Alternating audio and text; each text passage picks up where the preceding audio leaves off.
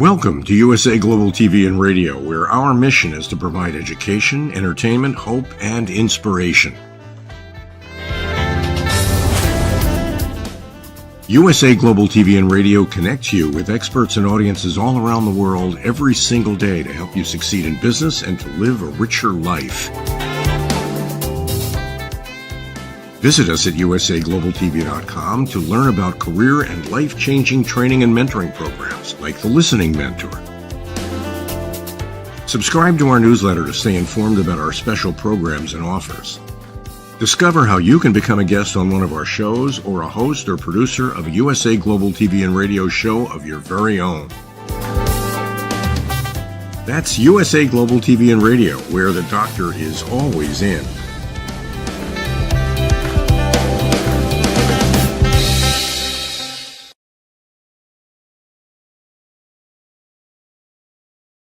Hello, everyone, and a huge warm welcome wherever you are joining us in the world. This is USA Global TV and Radio, where we provide world-class education, inspiration, and hope.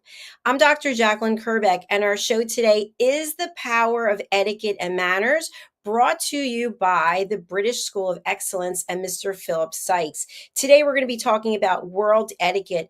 Such a dying art. That's a question. Is it or isn't it? We're going to experience this and talk about it a little bit more with our special guest, Sally James, who's joining us from the West Coast of the United States. Mr. Philip Sykes will also be joining us. He's running a few minutes late. So Sally and I met through a mutual friend here on our platform, Mr. Simon McDonald, and I've interviewed her before. She's a tremendous person. She's incredible. She's got an exciting backstory. She's an author. She's also a consultant when it comes to food and travel, and she knows a few things about etiquette. Let's welcome Sally James to the program.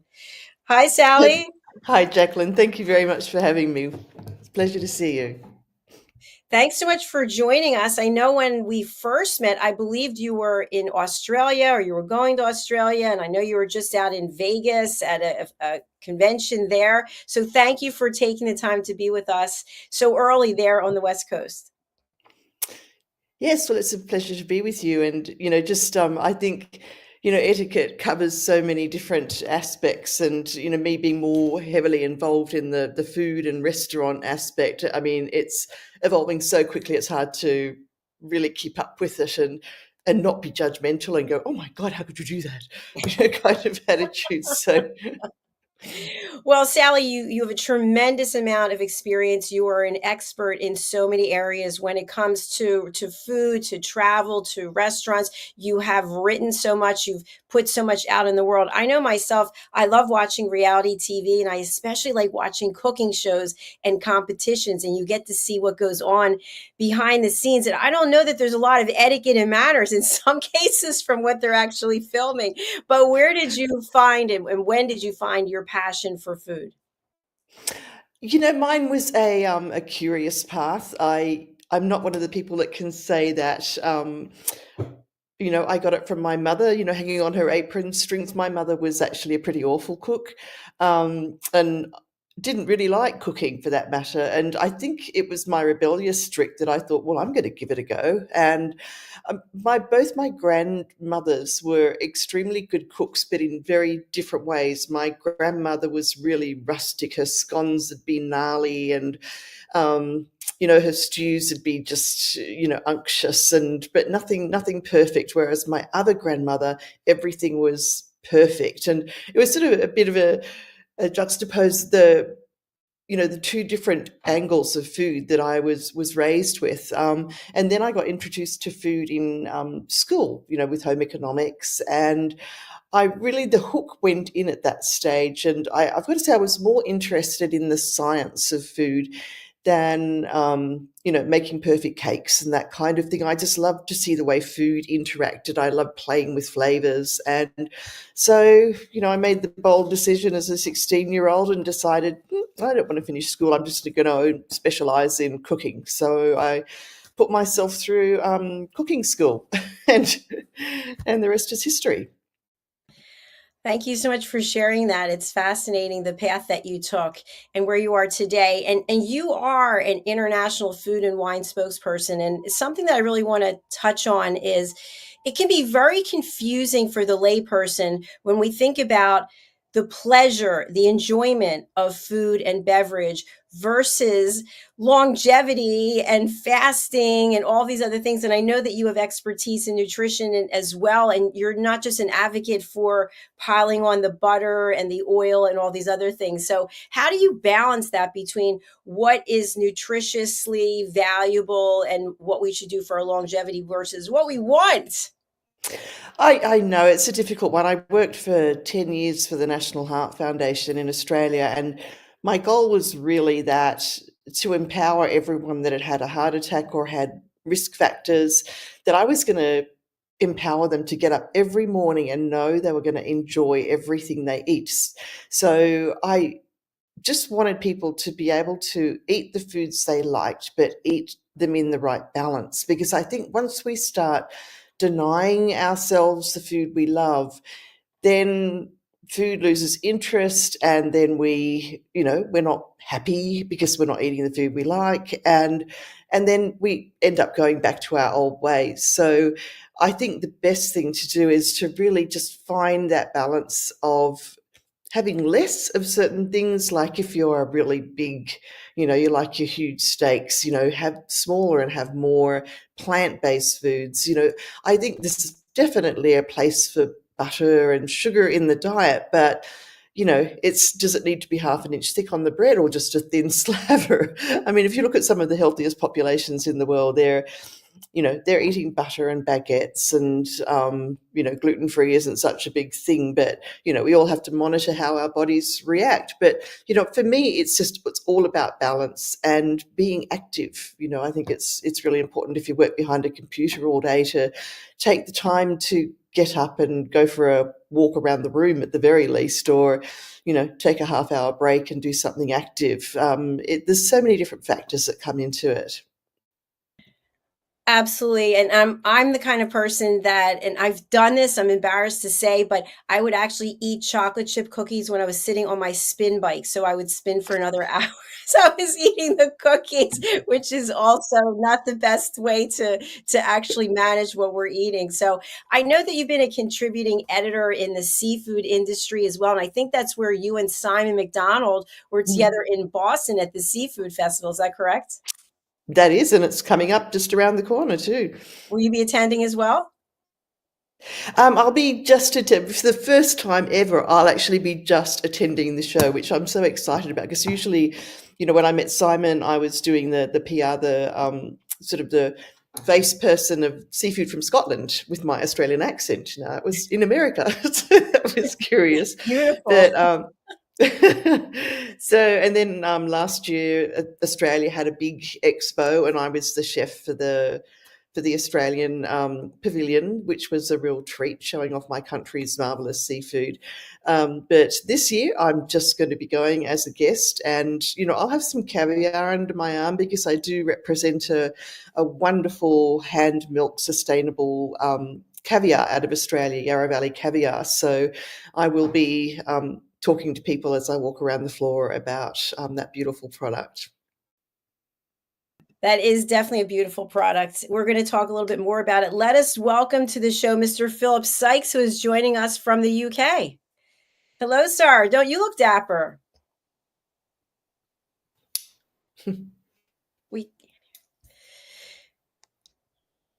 No. Okay. While he's getting that sorted, let's talk a little bit about you're a tremendous writer. Your cookbooks have won all kinds of awards. You've worked with Disney. I mean, what have you done? I don't know. So, what are some of the when you think of world etiquette, such a dying art, what comes to mind for you based on the incredible amount of experience that you've had in this industry? It's probably the first time that I sort of had to stand back and say, oh, wow, this is a different world we live in, was when I was at a beautiful restaurant in San Francisco. I think it was Bruce. And this is the kind of place where, 20 years ago, people would always get dressed up to go out to dinner at a place like this. It's a way of showing respect to the chef and to the servers. And, well, that's what, I was raised with. And there was a table there of millennials, I guess. That was the age group. And they were all just in jeans and whatever. And then they lifted their baby up onto the table, and the baby just walked up and down the table. And I'm sort of looking, going, oh, I mean, I didn't want to say, gee, that's because, the restaurant didn't say anything. And I thought, wow, it's, people just have a different level of what is acceptable and what isn't in restaurants now. And, you mentioned Disney, and, you go to some of the really beautiful restaurants in Disney, and, people have just come straight from the park. I mean, I'm rushing home to have a shower and get something nice. I'll put a bit of makeup on, and I still haven't got to the point where I can just roll up in my sweats and go out for a meal. It's not there yet, but it seems that that's becoming more the norm than not. Here. I agree with you. Let's see. Philip, are you connected? I'm back again. Yes, Sorry. you are. Nice to have you with us. Sally, it's Hello. fun to see you face to face rather than just through communicating on LinkedIn. How are you? I'm well, thank you. It's nice to connect with you too. Lovely to see you. Hello, Dr. Jacalyn. Hello. So a follow-up comment that I have to the point you made, Sally, I was brought up that when you went out to dinner, it was an event. And I shared this with Philip. My dad would say to the server, we're dining. Okay, we're going to be here for the duration. So we'll let you know when we're ready. And you'd be dressed a certain way. And it was really a way to come together, but to also celebrate food and celebrate the effort to earn the money to purchase the food and then celebrate the chef. And yet I feel the younger generations, from what I've been told, it's basically, well, we're going to show up any way we want because we have the money to pay for it. And that's just the bottom line. So a complete dichotomy. Yeah, I would agree. And I think, I think people are, I hate to use the word entitled, but I think a lot of younger people these days, it is all about, what you can do for me in a restaurant setting. And, I know many servers that, I help out at a restaurant every now and again. And, it can be very frustrating for them because, there's very little respect shown for the server and for the chef as, there once was. So. Absolutely. Philip, would you like to weigh in on this? I have to totally 100% agree. It really is quite something extraordinary. And Sadie, I know you very well traveled, Dr. Jacalyn, and like yourself, it's extraordinary to see the cultural differences. I've just been in a country recently where the waitering team they're there to serve, and that's it. There's no real dialogue, there's no connection, there's no real interaction. you're serving me, I'm sitting, I'm paying, and that's it. And I know how much value one gets when you really make an effort to connect with the people that are looking after you. You introduce yourself, you talk to them with beautiful respect and appreciation, compliment, and it just makes the whole experience so much more dynamic. And there's a wonderful, Dr. Jacalyn, if we have a chance to show a video, there's a wonderful video of a gentleman talking about how Henry Ford used to choose his candidates. And that was in a restaurant. And he looked at all the different dynamics that were involved at the candidates and how they behaved and how they sort of incorporated and interconnected with people. It was really fascinating. Yeah, so a question I have for the two of you, does it matter in terms of the experience if you're dining at McDonald's or if you're dining at a five-star Michelin restaurant? I mean, what is the difference in experience? Because to some person or persons, McDonald's might be something that they worked all week that they could afford, and this is their big family outing. You've got to treat people. We're all human beings. It doesn't matter what color skin you've got, what you look like. It's H2H. It's human to human, and that is the only thing it is. It's not well, you're a server and I'm a CEO, or you're this and I'm that. Forget that. We are humans, and we need to respect one another and be kind toward one another and be grateful and thankful and appreciative toward one another. Agreed. I totally agree. And I would take that, right to the grocery store as well. I've seen, people check out and, be oblivious to the fact that there is a person talking to them at, on that's ringing up their groceries. And, I've seen people just absolutely ignore them. And I want to shake them and say, excuse me, someone's talking to you, it makes me sad actually to see that, because I want to make friends with everyone, no matter where I go, whether they're on the other side of a counter or sitting next to me on an airplane. I find it very hard not to want to connect with that person. And, sometimes it gets me into trouble, but usually not. Well, I think as an extension of what you're saying, Sally, is also the fact, even if you're online in New York, you're online. I guess in Florida, you're in line paying for your groceries, and you're on the phone. You're on the phone while you're interacting with this person. I don't know. I just feel that that's really rude. I agree. Yeah, 100%. Dr. Jacalyn, may I share this video, because I think it's really poignant on what we're talking about.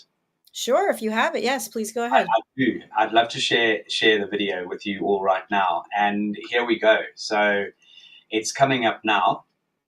Can you see it? Yeah, let's take a look at it. Henry Ford, the founder of Ford Motor Company, once took two candidates for dinner. They were both graduates of the same university. They had the same GPA, grade point average. They were both geniuses. They finished the dinner. They walked out of the restaurant. And as soon as they walked out, Ford said to the one, "You're hired." And he said to the other one, "We won't be proceeding together. Thank you very much for a lovely dinner." And the young guy summoned the courage and said, "Mr. Ford, can I ask you something, sir? We never spoke about engineering. We never spoke about cars. We never spoke about the university. We only spoke about general things. Why are you hiring my friend and not myself?" And Mr. Ford said, "For two reasons. The first one is that your friend tried his steak and then he put salt. You put salt and then you tried your steak. I like people who try things before they make changes. And the second and most important reason of them all, your friend was polite with all the waiters, saying thank you and please. They were invisible for you, all the waiters. You only were polite when you were addressing me." So a great leader, somebody you want to impact your organization, doesn't have to see hierarchy. He has to see human beings. Wow, that's powerful. Brilliant. Brilliant. Thanks for sharing that. Yeah, and just as Sally was saying, wherever we go in the world, connect with people, engage, greet them, pay them a beautiful compliment, make them feel elevated somehow, because A, we don't know what people are going through. B, it's a normal, natural thing to do, in my opinion. And C, you never know how you could absolutely give someone an amazing boost and help them get through that day. So whoever we connect with, engage with, as far as I'm concerned, greet people with a smile and give them a little bit of eye contact. If something comes from it, great. If something doesn't, you've done what is so simple. All you've done is act in such a kind and giving that smile. A smile costs zero. Absolutely. I absolutely agree. I remember one day I'd had a absolutely terrible experience, and I arrived in Denver, and I got the train into the city, and I was just walking, and I don't really know how I looked, but I'm sure I wasn't looking too chipper. But I just looked up, and this person looked right into my eyes and gave me this huge grin, and I can't tell you what that did for me. It just gave me such a lift that it made me lift myself up, put my head high, and think, well, no, I'm going to do that for someone else. And so I found myself smiling at everyone, no matter what I'd been through. And, it's so right. You don't know what the next person, what kind of day they had. And just to give them a smile is so important. Absolutely. I agree with both of you. So I want to talk a little bit about something I alluded to in the beginning. Phil, before you were here, I mentioned that I like to watch reality TV and I love to watch cooking shows. It's a big thing for me. I like the competitions. And what you see time and time again is the back of the house. People are, again, it's a television show, right? But apparently it's supposed to be actual and live. But you see a lot of disrespect going on in the back of the house because of the pressure that people are under, especially if a client, a customer orders something and they send it back and it comes back and then everybody gets involved. So how does that carry through? We think about world etiquette, such a dying art. If the back of the house is a mess and it's not respectful, can't that carry forward to the front of the house? Well, Sally, I'm going to go to absolutely. you. Yeah. I mean, absolutely. I mean, kitchens are not a relaxing place to work in at the best of times. The chef has certain expectations as to how that dish goes out, and it's the chef, owner, executive chef, or whatever. Their name is on every single plate that goes out, and so if you let them down, you generally do hear about it, and there is that stress that all the other people working to put that one plate out into the restaurant, and to get that exactly how the chef wants it. It does put you under pressure, and all kinds of things happen. You have a table of 10 that suddenly turns up without anyone knowing, and it's a little boiler back there. But I think that goes to show a skilled front of the house person, because you can have all that going on back there, but as long as your server can be smooth and relaxed as much as possible and be pleasant, amid some crises that might come up, I think that's what shows a true skilled front of the house person. Absolutely. Philip?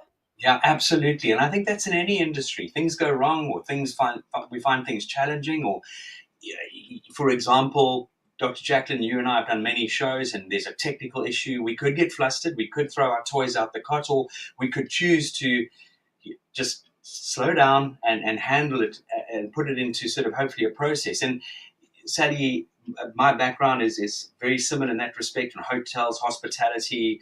I had an award-winning restaurant back in South Africa in the early 90s. And trust me, there were nights when chefs, prima donnas, walked out the back door and I told them never to come back again because of their attitude. And you've got to hunker down as a team. You've got to bring the team together. But it is, as they say, if you can't stand the heat in the kitchen, you must understand that you've got to move, because it's a heated, very high pressurized environment.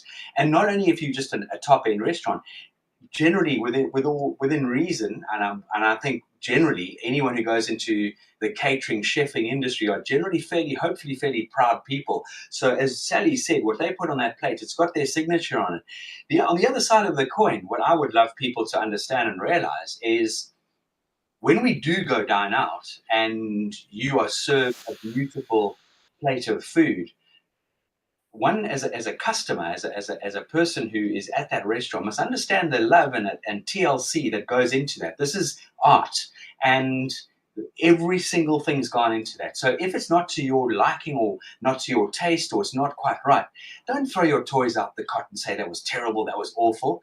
Let's bring the whole thing together by having a quiet chat to the maitre d' and saying, look, we come to your restaurant regularly, we love the food.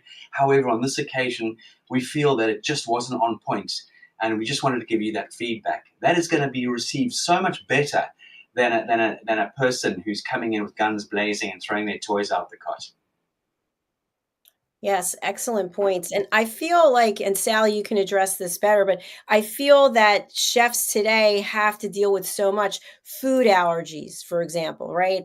And also, I like this entree, but I want to take off this and I want to add this. And meanwhile, they only have they're prepared for certain meals, right? They purchase the food that's required for certain meals. So, Sally, how does a chef deal with all of that? And at the same time make the customer happy but not go out of business? Well, I think that does, in many regards, depend on the chef. There are some chefs that I will not change anything. That's the sauce that I put with this dish. It's not going to go with that dish. Yet there are others that are a little more lenient, that are willing to, change out the accompaniments or leave things off. But, I think doing that kind of thing as a customer, you have to consider that the chef has created that dish for a reason, because he believes all those components go together. But the whole allergy thing is another point. And what I would really like to put into people's minds is to be truly respectful to a restaurant, to a chef, and to your experience, is to give some advance notice. Don't just turn up, sit down and say, oh, I'm vegan and I don't eat gluten, because then a chef is scrambling and trying to think. Whereas if you've given them, when you put the booking in, say one of our guests, can't eat this or that, the chef has time to prepare for that and give you the best experience, not just, be forced into a situation where they're sending something out that's less than what they would like. Yes, excellent points. I know for most of my life, I've had I don't want to label it, but an unusual allergy, which is airborne shellfish. So if they're literally walking by with a plate of shrimp, my throat will close off.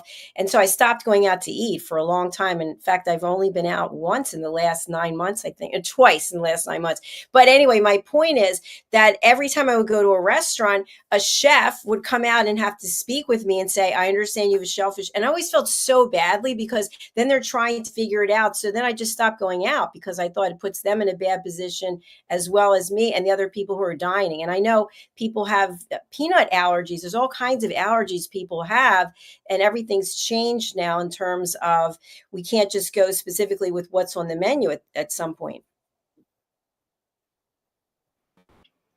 Dr. Jacalyn, firstly, I'm going to find you a hot young man to take you out on a date. Philip, I love it. Okay, you know where to find me. Ladies and gentlemen, all the listeners, Dr. Jacalyn's email address is, we got to get you out more. We've got to get you out there and get you dining and wining and having great fun, because life is too short. Yeah, I have to sort of compliment what you're saying. And I just think people take a lot for granted and don't appreciate what goes on in this sector, in this industry. And, everything is about planning. It's just, as Sally said, with all due respect, let's give restaurants, it's like if you're having a suit tailored for you, you don't just pitch up there and say, well, you haven't done this and this for me, I want it this way and this way. You inform, you give people the guidance and steering on what it is that you desire, or would you possibly be able to do me X, Y, Z, or I'm on a special diet. And people then are very much more open to sharing, or not sharing, but helping you in designing a separate menu for you to suit your needs. And that is very, very important. Absolutely. Yes. So we've covered a great deal when it comes to going to a restaurant. I know, Sally, you are also a consultant for travel, and Philip, you're very well traveled. So the whole airline industry, that whole process, I know I had a friend from Philadelphia, and he actually was involved with creating menus for certain airlines for the catering department. And I'm just wondering, when it comes to taking a flight where you're going to be traveling for a long time, the only food you have an opportunity to eat is what you've brought with you, and then what they're serving. So how's the whole catering industry changed as a result of people's special diets and needs? Sally, do you want to take that one? Well, really, I think most people that do have food allergies or intolerances no better than to trust the food that's served to them on a flight and will take their own food. Otherwise, I think they're going to be sorely disappointed if it's going to be a long flight, because things, I have a big reaction to garlic, and so I know, I don't do anything that's prepackaged or processed because garlic goes in everything in America, particularly. And so, I think it just needs a bit of wisdom that if you do have a particular intolerance or allergy, you need to take your own food. You need to take that on yourself and not expect an airline that's, trying to feed so many people from a little tiny galley to cater to your needs, because that just creates a stress that, sometimes there absolutely is no solution to. Yes, for sure. And Philip, my question for you is, when we're traveling and we're business class, we're first class, we're paying $8,000 for a fare, should we expect that we're going to be eating like we're at the Ritz-Carlton or the Four Seasons, or do we have to lower our expectations? It doesn't matter what the price of the fare is. That's a fantastic question, in the sense that I was privileged enough to come back from Qatar, or fly to Qatar and come back from Qatar. I got back yesterday, and I was very fortunate to be flown business class. I have to say, I was in Qatar Airways, and it is phenomenal. Sally, have you flown Qatar Airways?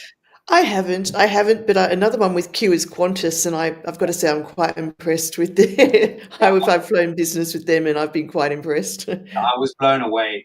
I mean, we had a menu. We could choose an order at any time. They really have gone, their attention to detail was superb. They really made you feel incredibly welcome and very special. And they really, and hugely attentive. So I do believe that, whatever class you're flying, there still needs to be an element of consistency. There needs to be an element of the best service that you can offer. When it comes to the meals, that's obviously, it's prepared, but it's going to be a very different experience. But I do believe that airlines should develop their consistency, because at the end of the day, like any business, you're going to be creating advocates for your brand. And actually, I had a thought, where was it? On the plane yesterday, I said, imagine if people in economy class could have a similar sort of experience. How much more would it really cost the airline, and how much more marketing and development do they get through the human sort of voice when those passengers leave that airline? And I just feel that sometimes in certain scenarios that certain airlines could elevate themselves to another level. A good point. Sally? I certainly agree with that. It's sometimes there is such a marked difference between the service in the back of the airplane and the front of the airplane, and I do think there's a point for building loyalty for the people that only want to spend the money on flying economy, that they shouldn't be made to suffer, or it wouldn't take that much extra to give them a slightly elevated experience. So I think that would really build some loyalty, is a bit more legroom, a little more special treatment, especially on long flights, because they can be really demanding. Yeah, and I think I have to say, knowing where Sadie comes from, I would imagine you've traveled a lot longer on one flight than any of us put together. No doubt, Sadie, you've been on one of those long hauls where it's just been for endless and endless. But I agree with you. I think airlines could really step up by doing little gestures, little wonderful random acts of kindness and thoughtfulness, and again, polish the team, because you look at air stewards, and they really, some of them have become so complacent and so untoward, and it's just a job's worth, and it's just so unnecessary, especially when you are at the back of the plane, which I've only really mainly flown. It's not often that I've flown in business or first. I've been very fortunate to have that taste of it, and I tell you what, it's an amazing experience. You don't really want to go back to economy, because you're going to be squashed in there, and you're not going to be attended to with the best sort of TLC. And I just feel there's certain airlines out there that are really missing a trick. And I know one of the airlines in the USA is renowned for its incredible service and people skills. I don't know if it's JetBlue, or one of the airlines has got the most wonderful reputation in the USA for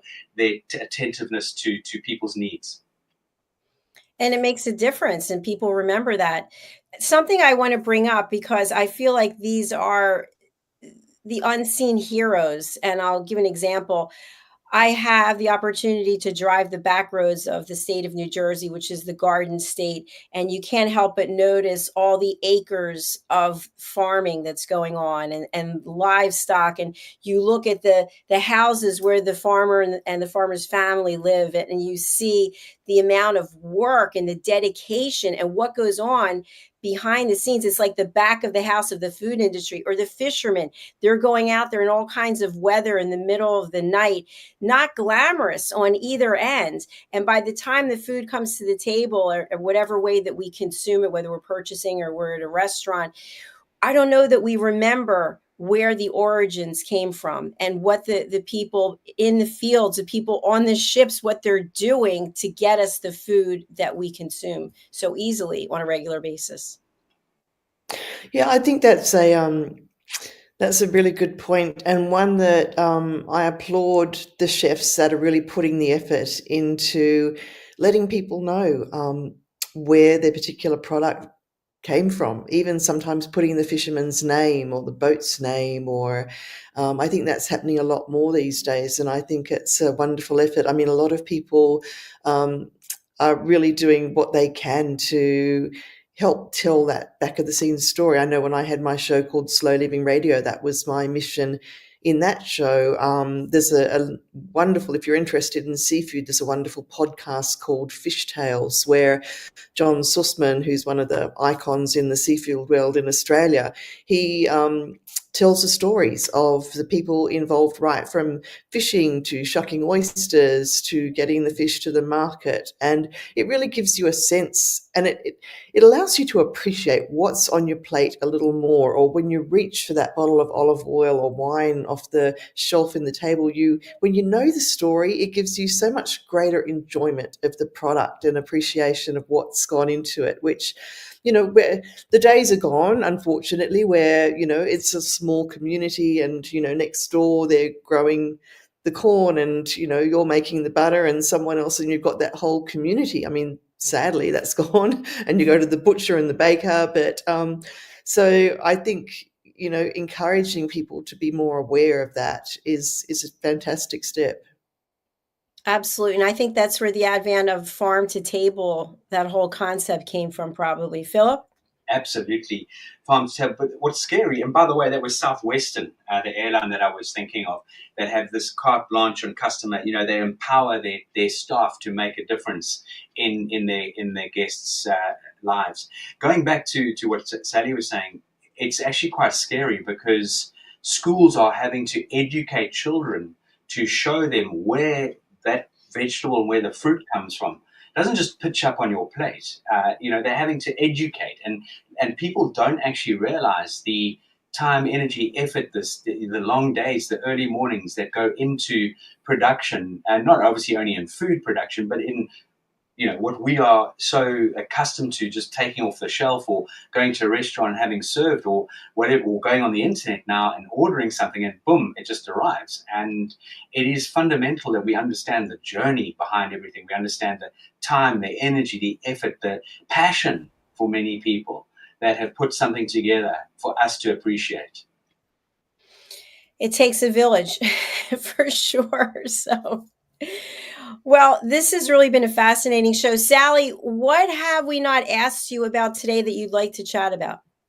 I have a rather funny story. I mean, I guess it shows my age, but when I was actually studying, I got my degree in home economics, and one of the courses was time and energy management, which taught you the best posture to vacuum, and taught you things like when your husband comes home from work, to be dressed nicely, to be ready with their slippers and the newspaper, and how to make that experience for your husband's homecoming, because, the husbands were generally the breadwinners back then. I mean, a lot of women work, but that was still, an expectation of how to respect the person that earns the money. So, nowadays I'd like to say, well, for all the women that are working, I'd like the men to get up dressed really nicely and be waiting with your wife's slippers and a glass of wine for her when she gets home from work. Times have changed so dramatically since that. I don't know many households follow that anymore. No, more likely it's like, here are your slippers, take them.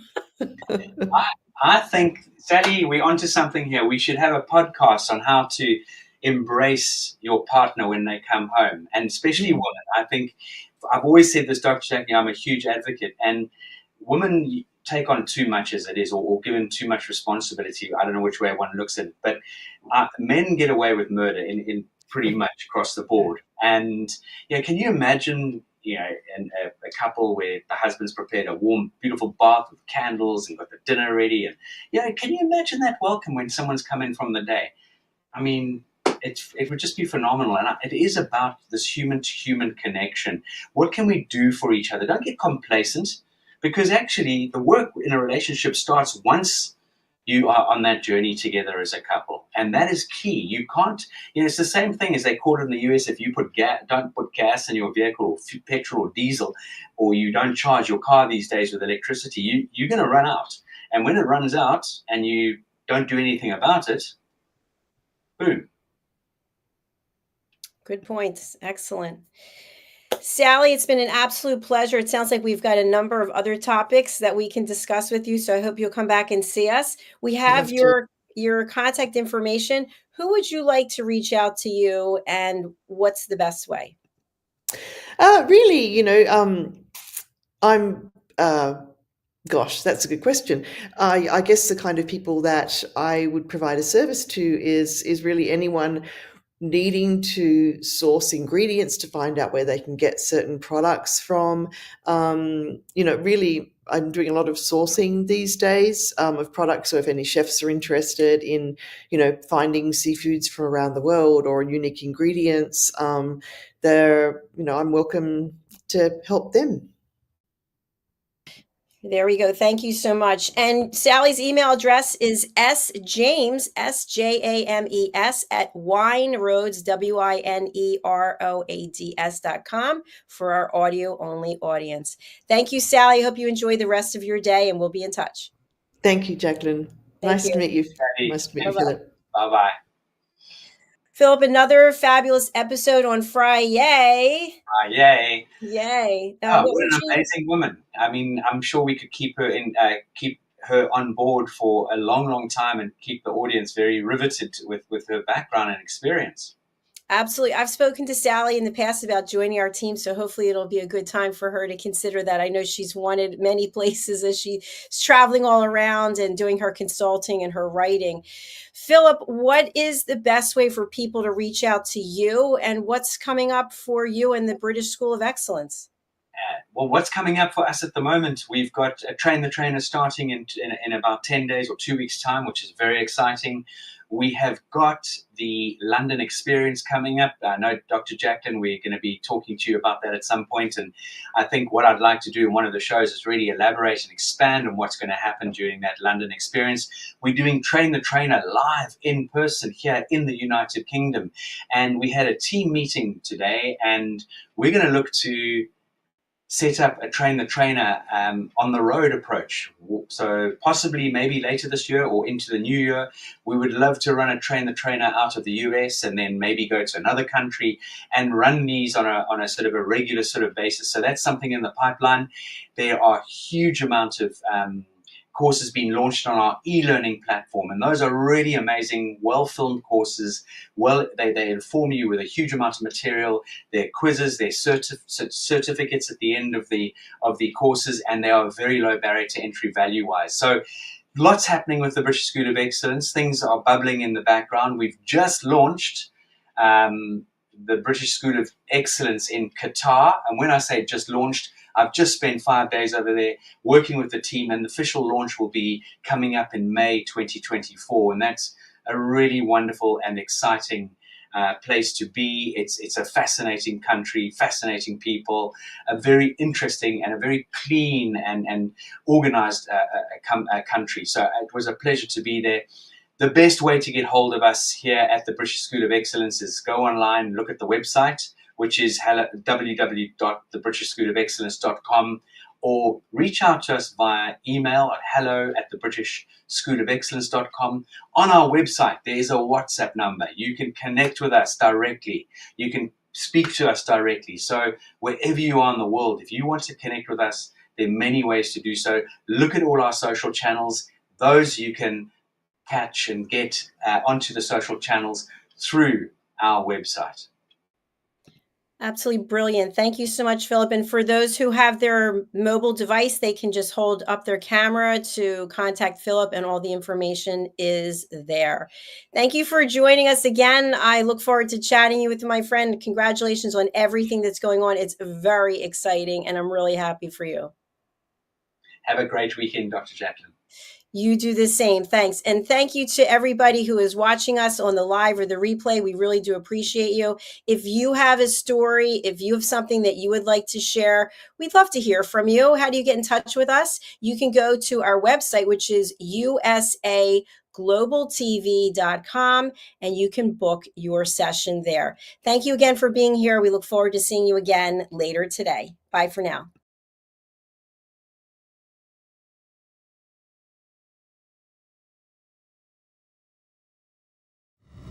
The last few days have been really amazing. I had a trainer course from the British School of Etiquette. And I must say it's been one of the best decisions I've ever made and one of the best investments I've made in my own training and development.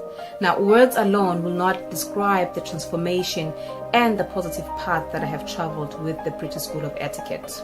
I find I learned a lot from the lessons this time I came.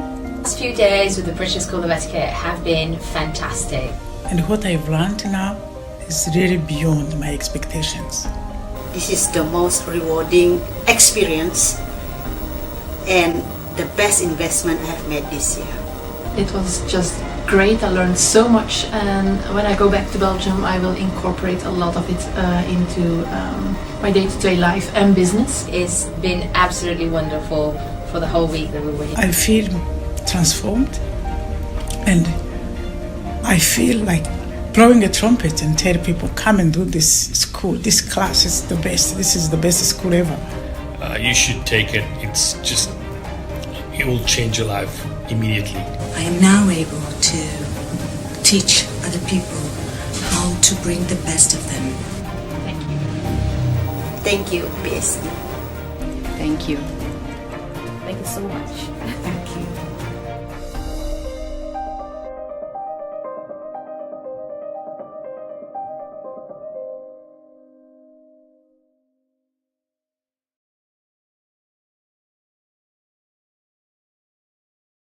Fostering better personal and professional relationships. Module 8, Mastery in Dining Etiquette. Building your confidence to perfect the subtleties of dining with finesse, enhancing your social savviness at any table. Step into the Polished Professional program where poise, elegance and excellence aren't just taught, they're instilled for life. Join us to redefine your potential and polish your professional edge. To learn more, go to thebritishschoolofexcellence.com. The British School of Excellence are investors in people. Let us invest in you.